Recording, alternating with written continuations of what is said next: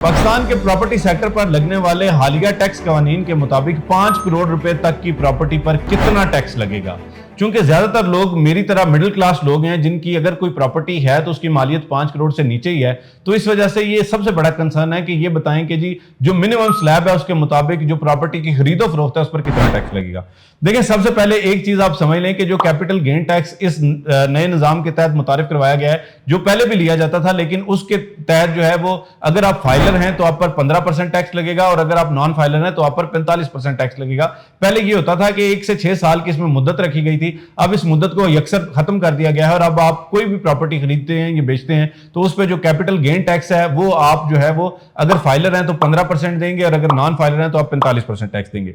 दूसरा, आप जानते हैं कि पहले 3% फाइलर से टैक्स लिया जाता था और 6% नॉन फाइलर से लिया जाता था, लेकिन अब चूंकि स्लैब सिस्टम मुतारिफ हो गया तो 5 करोड़ रुपए तक की प्रॉपर्टी अगर आप खरीद रहे हैं तो 236 के जो कानून है उसके मुताबिक जो फाइलर्स हैं उन पर 3% टैक्स लगेगा, जो नॉन फाइलर्स हैं उन पर 12% टैक्स लगेगा और एक नई कैटेगरी मुतारिफ करवाई गई है जो लेट फाइलर्स होते हैं उन पर जो है वो 6% टैक्स लगेगा। यानी 3% फाइलर, लेट फाइलर के लिए 6% और नॉन फाइलर के लिए 12%।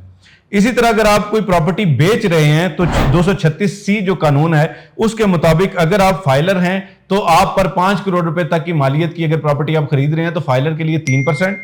लेट फाइलर के लिए 6% और नॉन फाइलर के लिए 10% जो है वो टैक्स आप पर लगाया जा सकता है।